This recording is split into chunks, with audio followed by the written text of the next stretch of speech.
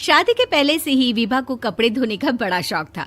कभी नल के नीचे तो कभी तालाब के पास। अरे मेरी नीली वाली लुंगी नहीं दिख रही है। विभा की अम्मा, कहाँ रखी है लुंगी? अरे वो तो विभा ने परसों ही धोकर रखी थी आपकी अलमारी में, देखो वहीं होगी। वो ना मैंने आज धो दी, मुझे लगा कि गंदी हो गई होगी। अरे कैसे गंदी हो गई थी? उसे तो मैंने पहना भी नहीं। हे भगवान, इस लड़की के कपड़े धोने की आदत से परेशान हो गया हूँ मैं। जितना तो घर में राशन नहीं आता, उससे कहीं ज्यादा डिटर्जेंट पाउडर का खर्चा है। इसकी शादी करवा दो, शादी जाए अपने घर में ही करे काम, फिर चाहे घर के कपड़े धोने हो या पूरे गांव के। हाँ ठीक बोल रही हो, देखता हूँ मैं कोई लड़का। वो दिन भी आ जाता है जब विभा को देखने लड़के वाले आ जाते हैं। लड़की मुझे अच्छी लगी। होने वाली सास कहती है, बेटी अगर कुछ पूछना है तो पूछ लो।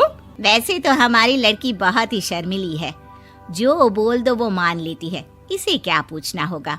अरे कैसी बात कर रही हो माँ, मुझे इन लोगों के घर रहना है, सवाल तो कई है। हाँ हाँ बेटा, पूछ लो ना, क्या पूछना है। आप लोगों के घर कपड़े कौन धोता है? सास का मुंह बन जाता है। देखो, अगर तुम ये कहना चाहती हो कि तुम्हें कपड़े धोने नहीं आते तो सुन लो, कपड़े मैं ही धोती हूँ, लेकिन तुम्हारे आ जाने के बाद मैं रुमाल तक नहीं धोऊंगी। अरे चुप रहना भाग्यवान, बहू बेचारी घर आई नहीं, उसे डराना शुरू कर दिया। वो क्या है ना बिटिया, अभी तक तो ये कल्लू की माँ ही धोती थी, लेकिन अब तुम्हारे पापा तो दहेज में वॉशिंग मशीन देंगे ही। तभी विभा की माँ बोल पड़ती है, सवाल भी पूछा तो क्या। वैसे भाई साहब, मशीन की तो फिर भी कपड़े धोने की कैपेसिटी होती है, मतलब जो बिटिया दे रहे हैं ना विभा, इसे कपड़े धोने का बहुत शौक है। ये आप लोगों के क्या, आस पड़ोस गांव मोहल्ले सबके कपड़े धो दे और उफ तक ना करे। बाहर देखा नहीं आपने कितने कपड़े सूख रहे हैं, सब हमारी बिटिया ने ही तो धोए हैं। बस भी करो ना माँ, शर्म आ रही इतनी तारीफ सुनकर। और तो और एक दाग निकाल कर दिखाओ तो मान जाओ। हाँ अच्छा अच्छा, माफ करना बेटा, मैंने गलत समझा, हमें तो रिश्ता बहुत पसंद है। और ऐसे जुड़ जाता है रिश्ता कपड़े धोने का शौक रखने वाली विभा का। उसकी शादी हो जाती है कोयला फैक्ट्री में काम करने वाले कल्लू के साथ। शादी के बाद अचानक विभा चिल्लाती हुई सास के पास आती है। सासू माँ, अरे सासू माँ कहाँ है आप? ये तो धोखा है, धोखा दिया आप लोगों ने मुझे। इसे ससुर के चक्कर के बारे में पता चल गया। अरे तो उसमें तुझे क्यों धोखा मिला है? अरे नल में पानी नहीं आता, कपड़े कैसे कब धुलेंगे? अच्छा अच्छा, तू पानी नहीं आ रहा उसकी बात कर रही है। तो आपने क्या सोचा? कुछ नहीं।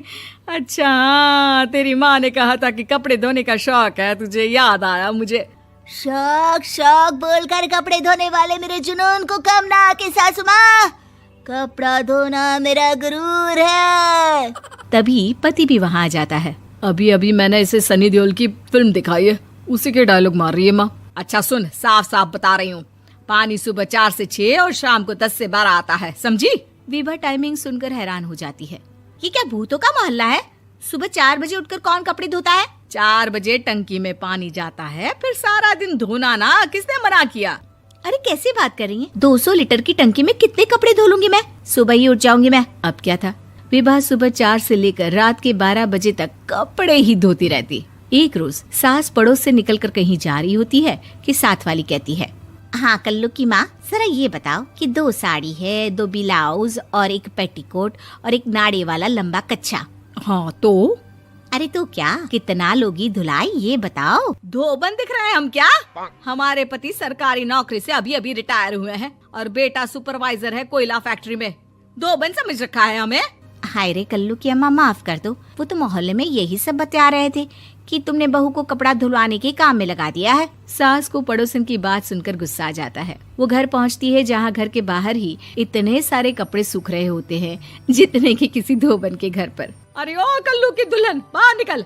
माँ जी यहीं आ जाओ, बाथरूम में चादर धो रहे हैं हम। अरे अभी हम धोते हैं, तुमको बाहर निकलो। ये आस पड़ोस वाले बोल रहे हैं कि हम बहू से कपड़े धुलवा धुलवा कर उसे कपड़ा धोने वाली बना दिए हैं। अरे छोड़ो ना माँ जी, किन लोगों की बातों में आती हो?